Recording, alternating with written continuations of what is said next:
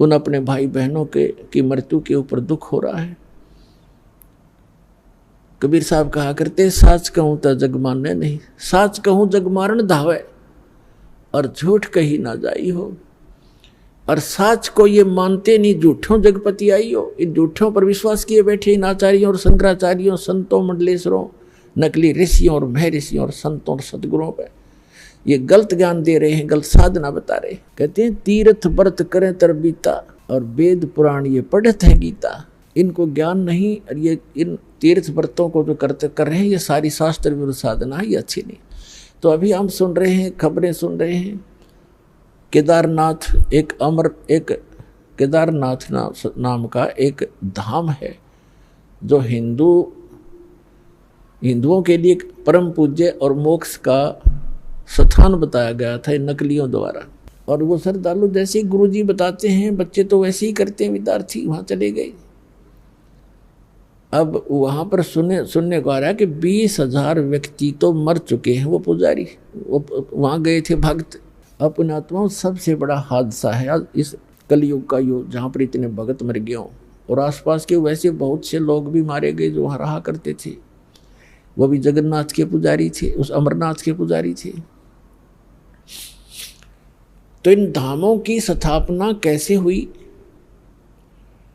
अपने आत्माओं,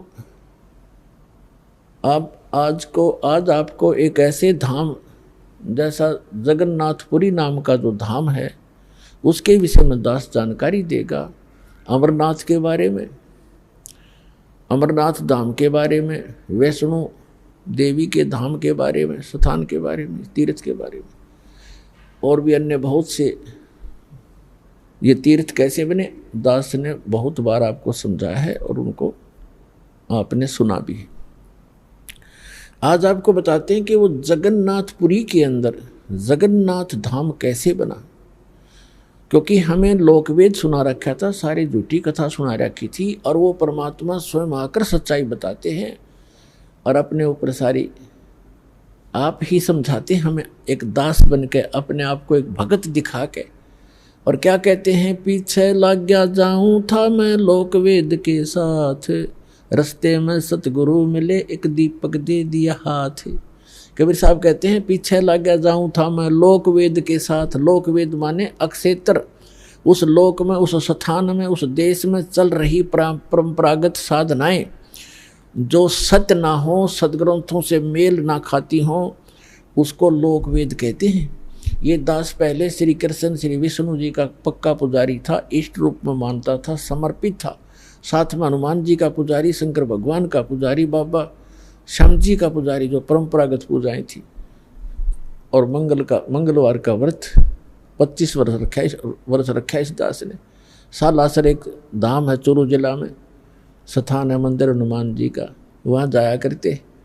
वहाँ पर इसी बूंदी सी मूर्ति रखी है जो पत्थर से की शकल न उसकी कुछ भी कोई ना, और वहाँ माथा टेक टेक रगड़ रगड़ का हमने पत्थर घिसा दिए। अब हमें तो भगवान चाहिए था, आज पता चला वो लोकवेद था। और परमात्मा के प्यारे हंस सतगुरु मिले स्वामी रामदेवानंद जी, उन्होंने दास का अंधेरा हटा दिया और साथ में तत्व ज्ञान रूपी टॉर्च दे दी, बेटा इस चांदने में चलिए, रोशनी में भटकना मत मार्ग से। और जो घर में सुख हो रहे थे उन साधनाओं के करते करते दास ने civil engineering, diploma in civil engineering किया, सर्विस प्राप्त की इरिगेशन डिपार्टमेंट हरियाणा के अंदर जूनियर इंजीनियर की। विवाह हुआ, 2 बेटे 2 बेटी हुई, बड़ी खुशी मनाई और ये सोचा कि ये भगवान हनुमान और ये श्री कृष्ण और ये हमें सब कुछ दे रहे हैं। अब इस तत्व ज्ञान की रोशनी से पता चला कि हमें तो अपना केवल प्रारब्ध मिल रहा था, और जिन पूजाओं को हम कर रहे थे उनको करते करते हमारे साथी वहीं के वहीं पड़े, उनका कुछ भी ना हुआ, उनको क्यों नहीं लाभ मिला। ये आज आंखें खुली, वो जो तत्व ज्ञान रूपी दीपक मिल गया। तो परमात्मा कहते हैं पीछे लग गया जाऊं था मैं लोकवेद के साथ, और रास्ते में सतगुरु मिल गए, दीपक दे दिया हाथ। ये भी परमात्मा कहते हैं तत्व ज्ञान रूपी दीपक की रोशनी में चलेंगे हम, सीधे गड्ढों में नहीं गिरेंगे, झाड़ों में झंखाड़ों में नहीं फंसेंगे, यानी अज्ञान ग्रहण नहीं करेंगे। हम तत्व ज्ञान के आधार से अपना जीवन भक्ति रूपी सफर तय करेंगे।